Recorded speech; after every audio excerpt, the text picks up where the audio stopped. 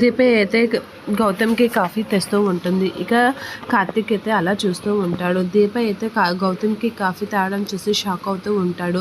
ఇక కార్తీక్ అయితే గౌతమ్తో నీలాంటి లవర్ బాయ్ నా మరదలికి మొగుడుగా రావడం చాలా హ్యాపీగా ఉంది, నిజంగా చాలా హ్యాపీగా ఉంది అని అయితే కార్తీక్ అంటూ ఉంటాడు. ఆ మాటలకి దీప ఏంటి ఇక్కడ ఉంది, దీప అని అనేసరికి గౌతమ్ అయితే అలా చూసి షాక్ అవుతూ ఉంటాడు. దీపని నా ముఖం మీద గట్ట కాఫీ పోసేస్తుందా ఏంటి అని అయితే షాక్ అయ్యి అలా చూస్తూ దీప గతంలో తను కొట్టిన దెబ్బ అయితే గుర్తు చేసుకుంటూ ఉంటాడు. ఇక దీప అయితే గౌతమ్ వైపు చాలా సీరియస్గా చూస్తూ ఉంటుంది. ఏంటి అంత సీరియస్గా చూస్తున్నా, తను ఇంటికి కాబోయే అల్లుడు గౌతమ్ అని చెప్పేసి అంటూ ఉంటుంది పారిజాతం. ఆ మాటలకి దీప అయితే గౌతమ్ వైపు అలా చూస్తూ ఉంటుంది. ఇక జ్యోత్స్న అయితే ఇప్పుడు కథ మొదలయ్యింది అని చెప్పేసి జ్యోత్స్న అనుకుంటూ ఉంటుంది. అలా అనేసరికి దీప అయితే గౌతమ్కి కాఫీ ఇచ్చి నమస్కారం చేస్తూ ఉంటుంది.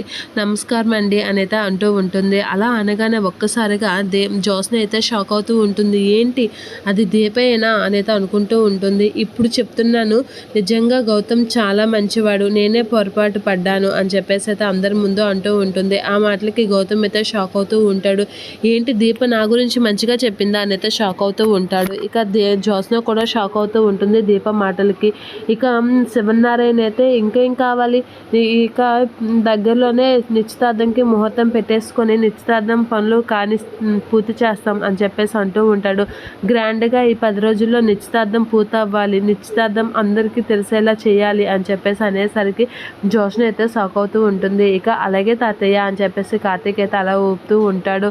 ఇంకా బాగా రివర్స్ కొట్టింది కదా మన కథ అని చెప్పేసి పారిజాతం అయితే జ్యోత్స్నతో అనేసరికి అయితే జ్యోత్స్న అయితే చాలా టెన్షన్ పడుతూ ఉంటుంది, నిశ్చితార్థం ఏర్పాట్లు చేస్తున్నారని తెలిసి.